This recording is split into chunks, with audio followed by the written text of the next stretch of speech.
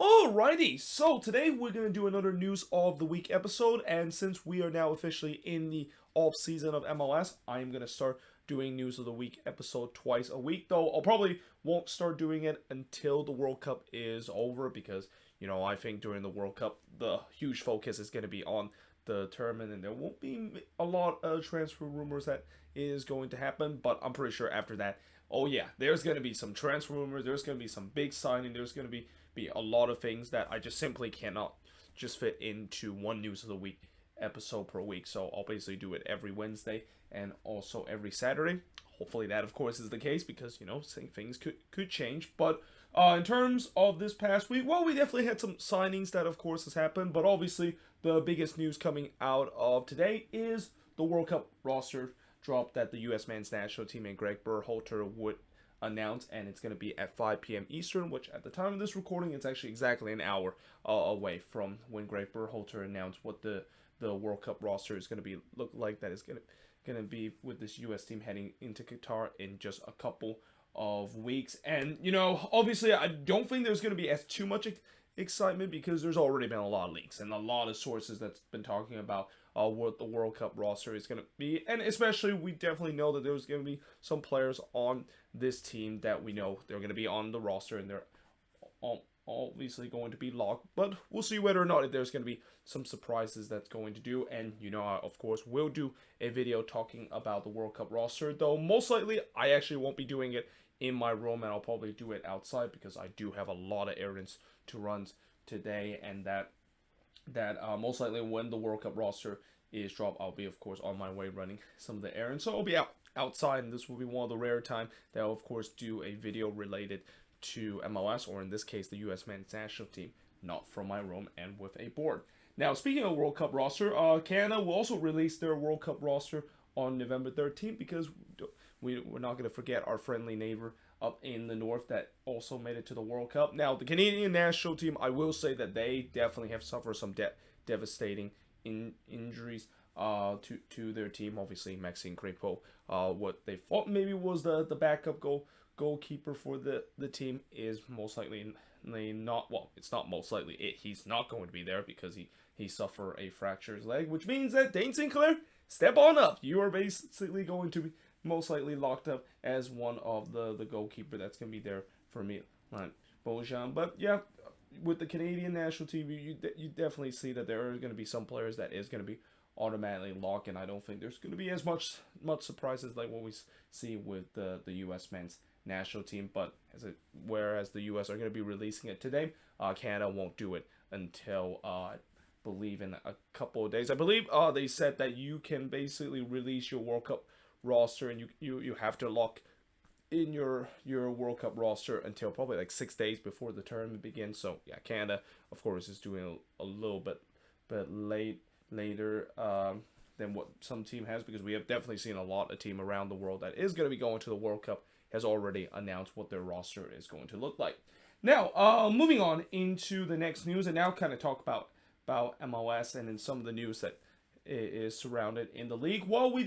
had a new hiring today as well. Actually, not today, but it was actually yesterday. And that, of course, is the Houston Dynamo naming Ben Olsen as their new head coach. Now, anytime when there's a new head coach being hired, I would do a single video talk about it. But for me, this one, I've already mentioned it before when this was first rumor of how, yeah, this is not going to excite a lot of Dynamo fans. And especially, there's already some Dynamo fans are very upset about this news talk about how, well, this was supposed to be the time when this team is enter a new era under new ownership, and then maybe be a little bit ambitious going forward. And to be fair, they have been a little bit more ambitious in terms of some of the signings. That cannot be said about their head coaching hire, and that, again, this feels weird, the fact that they go from Paulo Nagamara, a guy that seems like maybe it wasn't kind of what many Dynamo fans feel like it was the first choice. And now they decided to go even backwards and to sign a guy that was pretty decent during the MLS 1.0 era, but he was definitely a coach that is pretty much kind of gone way past the time when he was more of a decent head coach in Ben Olsen. I mean, I'm not saying that during his day with DC he was absolutely spectacular, but he did win some trophy for DC United, including the US Open Cup in 2013, albeit it was also in the midst of the worst season in franchise history. But yeah, again, I don't think a lot of Dynamo fans will be happy about it, but we'll see whether if this, of course, would work out. I'm going to be interesting to see how long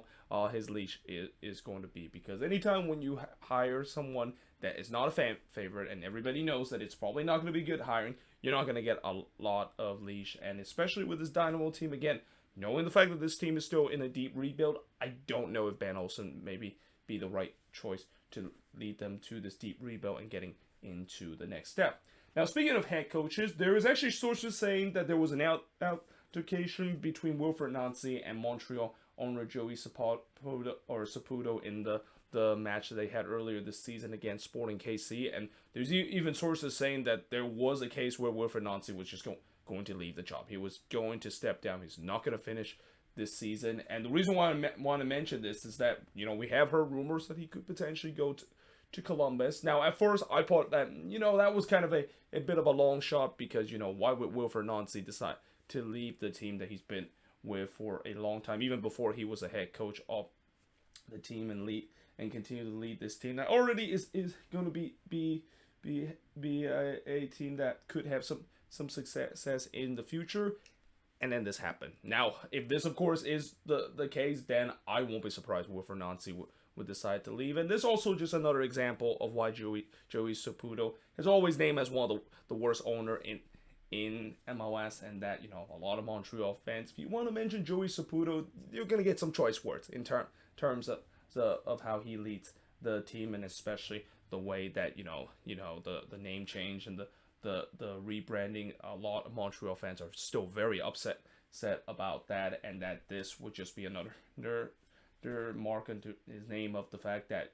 why would you decide to get rid of one of your most successful, if not the most successful head coach in your short franchise history, and that he's going to lead you to good success. I mean, again, Wilfried Nancy, he came very close of winning Coach of the Year. I think, I know Jim Curran, of course, won it, but it was like maybe about 0.1% that Wilfried Nancy would have won it in terms of the voting, and that, yeah, this would make no sense. Maybe a couple of weeks ago that they decided let him go, but now with this going on, I won't be surprised it could be the case. And if you're Columbus, I mean, that has to be great news for it. I mean, you don't like to see that happen, but I'm pretty sure Columbus, they are immediately getting on the phone of Wilfried Nancy and say, come on down, we're going to guarantee you that we're going to have an ownership group that won't have that same alteration that you have in Montreal, and we also have some successful player and some talent that you can definitely guide them to the playoffs. Because I think with Wilfried Nancy, if he does go to Columbus, I think it would be a perfect fit. And again, this Columbus team, the only reason why they didn't make it to the playoffs is really just Caleb Porter kind of holding them back, and especially what we saw in the latter part of the season, where the so-called tactics that he has in the last 15 minutes just kind of ruined the team. Because you look at that Crew team, there is no way with that amount of talent that they had, and they still missed out on the playoffs for the second year in a row. Now, moving on in terms of next news, and now talk about St. Louis, and get used to this, because we're going to mention St. Louis' name a lot in the News of the Week episode, knowing the fact that they are going to be coming into the league next season, and they're starting to rounding out their roster. They decided to add Swedish winger Rasmus Alms from IF Elfsborg, and I'm not sure exactly how good he is going to be. I mean, they didn't really provide a lot of description of what he has done, other than the fact that, IF Elfsborg play in the Eredivisie, which is the Swedish league, and also this team have participated in the Europa Conference League, the third tier competition of European football, and that I think some say that he could be decent, but again, it'll be very interesting to see how he is going to do, and whether or not if he's going to be a regular starter. Now, some more familiar names that St. Louis is going to add it is Jared Stroud, who is now jumping to another expansion team after his short 2-year stint with Austin FC. And they also decided to sign Azale Jackson in exchange for $225,000 to Minnesota. And in terms of Jared Stroud, they also give $100,000 to Austin FC. Now for Jared Shrell, it's unfortunate that it didn't kind of work out for Austin. I mean, I remember during his expansion season, he was a regular starter before he eventually kind of lost out to a spot, and I still think he's a good utility player and a good player that could fit well for an expansion team. Now, in terms of Azel Jackson, this was definitely very disappointed to see him go because, a lot of Loons fans, including myself, was really hoping that he can develop to be a very decent player. I mean, he was a starlet for the second in team and a guy that I think a lot of Loons fans can agree that, Adrian Heath should have played him more often, especially with the number 9 problem that we had this season and seen. Probably the best young prospect leaving this team to go to an expansion team and not really getting a lot of it, only $225,000. Yeah, it of course definitely does hurt a little bit, but at least the good news, or if you want to say it is a good news, is that moving on into the next news of the week, the Loons did kind of have maybe a consolation prize as they decided to add Cameron Dunbar from the Galaxy in exchange for 75,000 GAM and a third-round pick. Now, from what I heard about Cameron Dunbar, a lot of Galaxy fans said that he's an absolute stud, and he really did well during his time with the second team in the USL Championship, and we'll see whether or not if that, of course, is the case, because, if Cameron Dunbar turns out to be decent, and that hopefully Adrian Heath will at least give him some chances and give him some minutes, then maybe the Azel Jackson kind of move will sting a little bit less. But nevertheless, again, I just don't get it why they decided to trade away their best young player. And I get that Minnesota is a team that is not known for their academy product or decided to develop a lot of youth player. But this is a guy that I think he's going to do well in MLS, and I really think St. Louis have got a very decent young player that,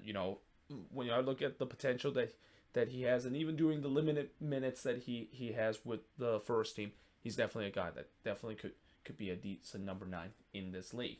Now, moving on in the next news, we got Atlanta United signing Brooks Lennon to a long-term contract. That's a no-brainer move because Brooks Lennon has been one of the most important pieces, not only on the defensive part, but also on the attacking part for this team, one of the best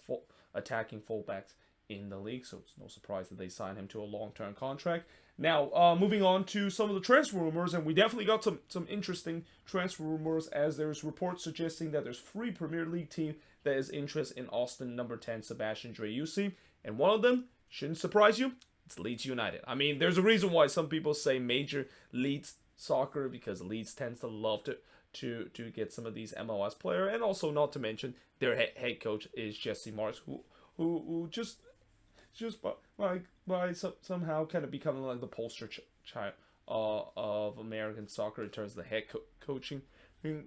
well in the Premier League. So it's not a surprise that Leeds is definitely one of those teams, and that we'll see whether or not if this is going to happen. I mean, most likely it's not. I mean, I'm pretty sure Austin is going to be demanding a lot of money to sell to Driussi, somewhere probably around $20 or $25 million, because we know how important Driussi is to this Austin team, and it wouldn't make sense for them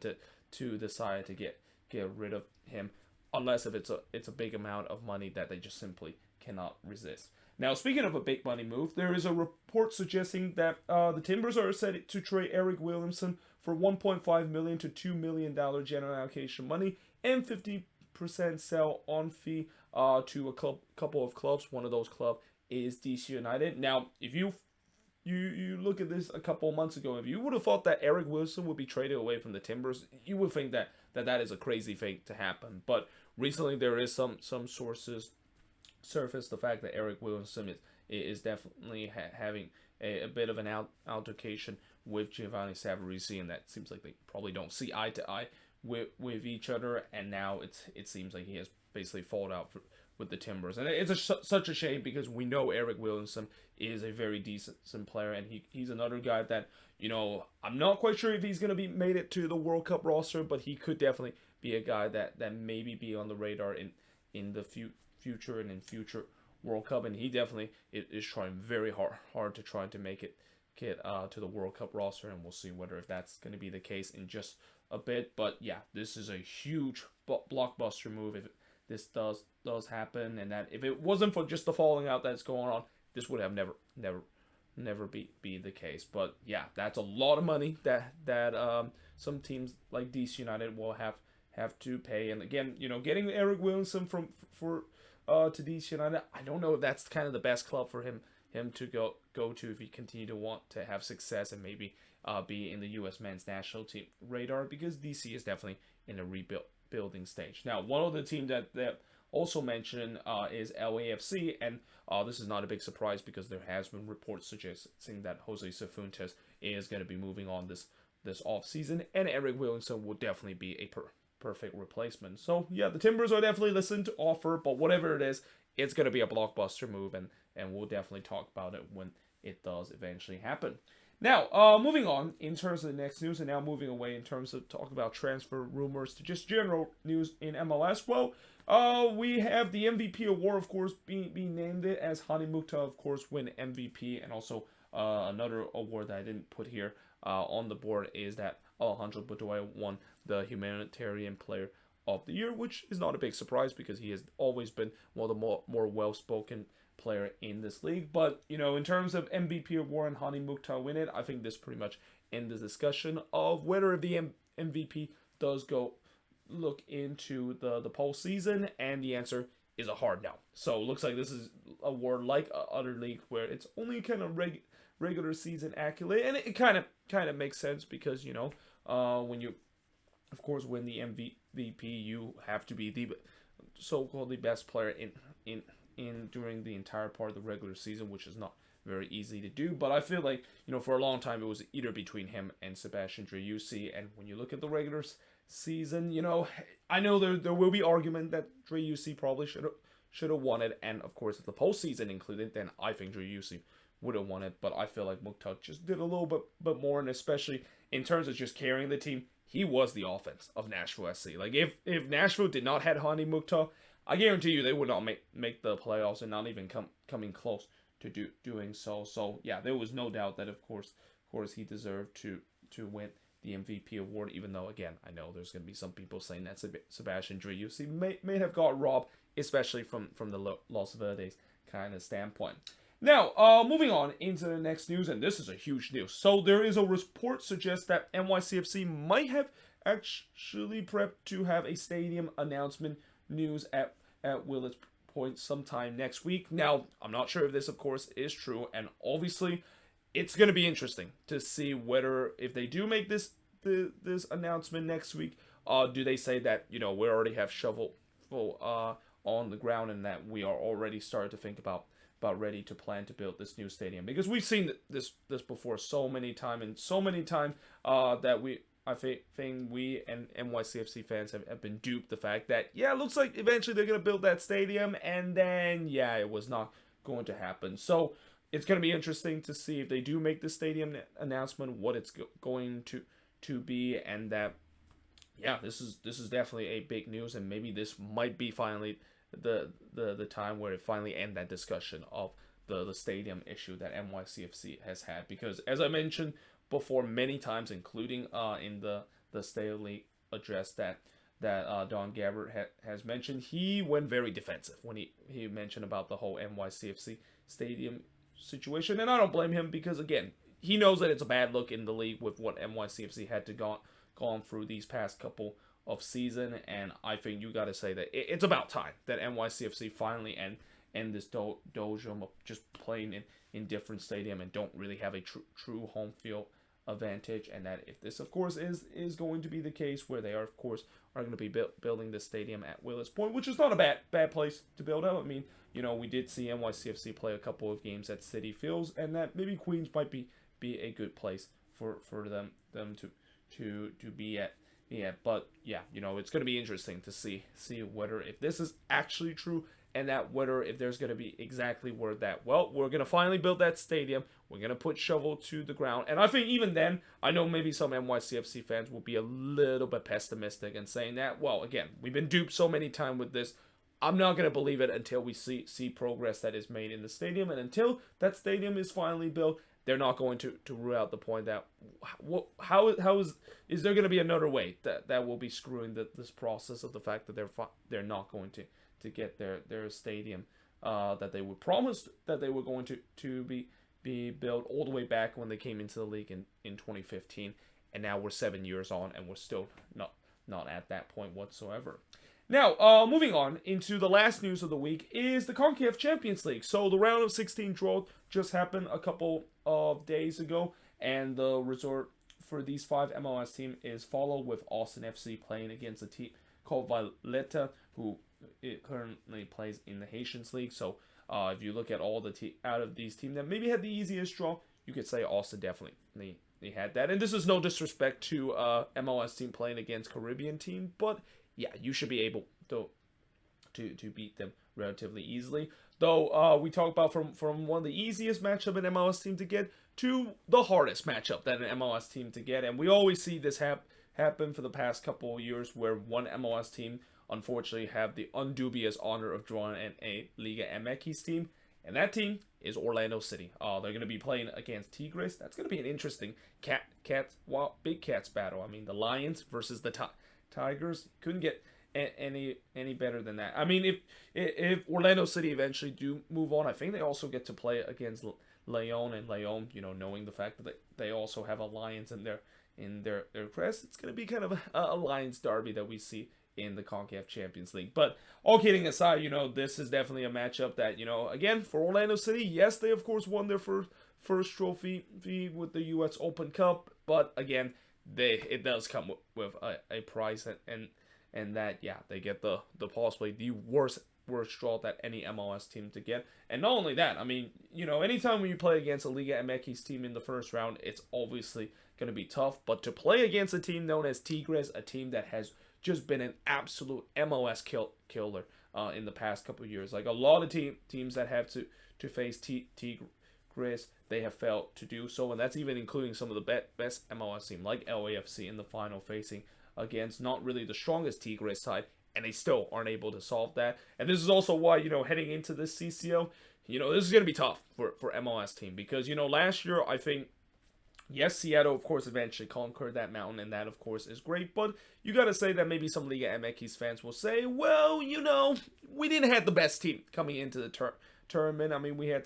a couple of chokers in that tournament, and that include Pumas, a team that they mentioned that has notoriously been a big choker in the CONCACAF Champions League, and actually was the last Liga MX team to fail to beat a team that is not in that they're not facing against the fellow Liga MX sides. And not to mention, they also will make the excuse the fact that Pumas was definitely not in a very good form up to that point, and that Seattle of course took full advantage of that. But for me, I'll just say that it doesn't matter. At least MLS team finally got over the mound. But again, this is going to be a tough year with Tigres returning, and that when I look at Liga MX teams, some of the giant killer in Liga MX, the two Monterrey team, Tigres and Rayados, those are two teams that anytime when they're in the tournament, it's kind of frustrating to see, because that they're eventually going to do well in the tournament and go far. And I think Tigres is definitely one of those teams that I think you could say that there could be favorites of potentially going all the way. Though that being said, we also got the Vancouver Whitecaps playing against Real España, and many times we talk about Canadian teams, especially winning from the Canadian Championship, gets a tough first draw. The Whitecaps are very lucky. Like they got very lucky the fact that they get to play against a Costa Rican team that is considered one of the weaker Costa Rican team, but not the weakest Costa Rican team out of that. But it's going to be interesting to see how they're going to do, and especially for the Whitecaps, when I do that video where I talk about the most likely team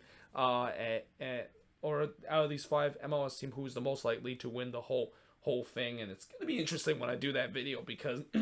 at least for once I won't be saying that, well, this maybe is the year where we say that maybe finally the year an MLS team has conquered that CCL mountain, because we already saw it last season with the Seattle Sounders. But the Whitecaps are probably not going to be ranked pretty high, because I think the next game that they could potentially be playing is against LAFC, and an all MLS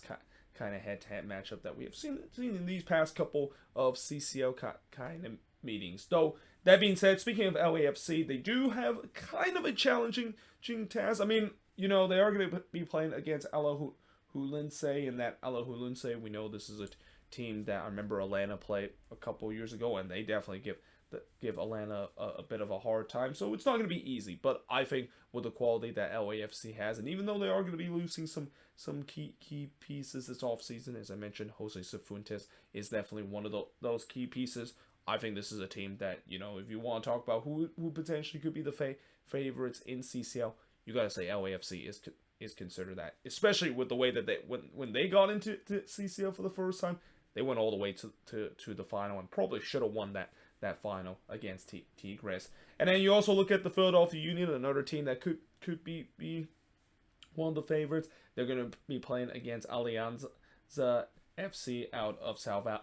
El Salvador, and that should be a matchup that I think the Union should win, and they're another team that could make a good run in the standing. I mean, when you also look at the brackets itself, obviously, I think Austin and Orlando are in the tougher bracket, whereas for LAFC and the Philadelphia Union, they're on the easier side of the bracket, and there's definitely a possibility that we could get an MLS Cup rematch in the CONCACAF Champions League, because I think with them both in the same bracket, there's a case we could see them in the semifinal. If that is going to be the case, oh boy, that is going to be an epic kind of semifinal kind of matchup, and that, you know, I'm definitely all for it if it does happen. But there you have it. That is pretty much it for the news of the week episode. Let me know in the comments below what do you think of all these news, and as always, if there's any news I didn't mention here on the board, let me know in the comments below. But until then, hope you guys enjoyed this video. If you do, make sure you guys leave a like, smash the subscribe button, and yeah, I of course will see you guys next time.